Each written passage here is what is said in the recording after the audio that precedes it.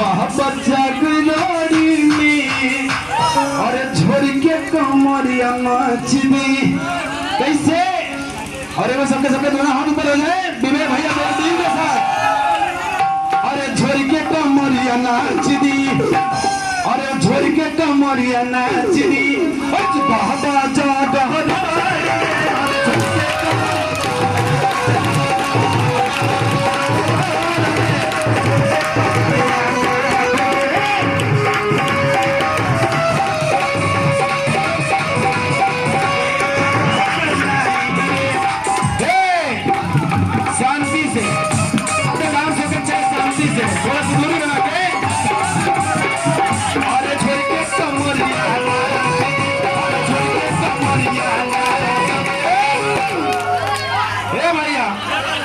Please हमारे भतीजा वतन दूरी बना के और अच्छे से अरे छोड़ के कमरिया नाच दी अरे छोड़ के कमरिया नाच दी बाबा जाग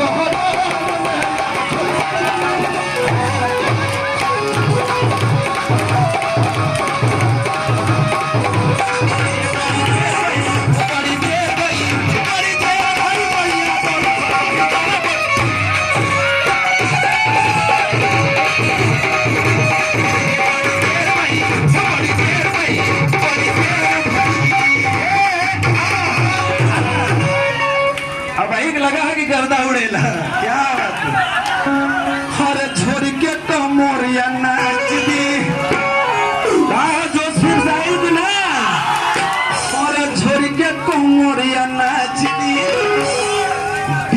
बाबा जागो रोड में हर छोड़ के कमरिया नाच दी बाबा जागो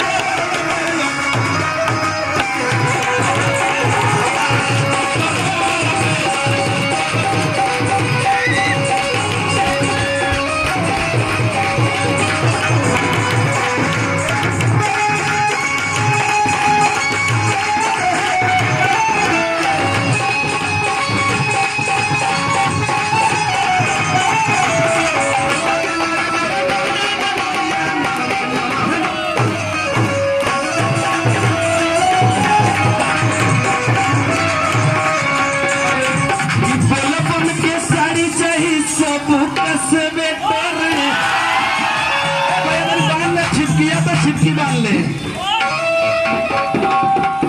कि गेहूं काटब ना करे बानी भाई बाबा जागरण में गेहूं काटब ना करे बानी मगर कहना कैसे बा कि बोलो बम के साड़ी चाहिए सब से better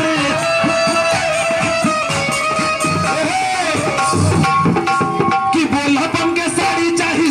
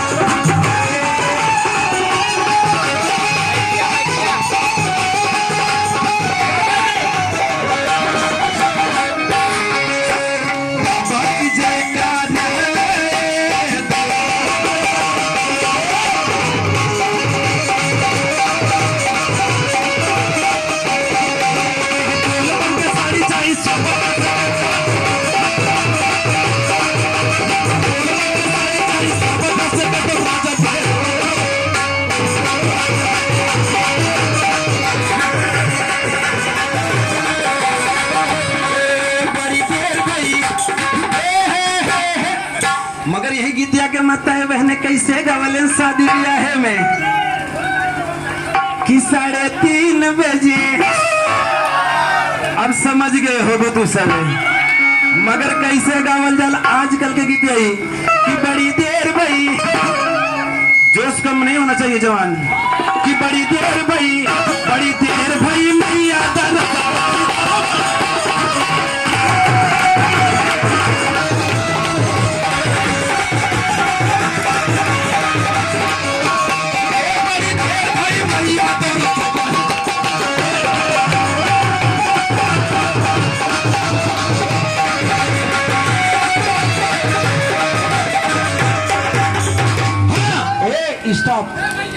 step two step dance.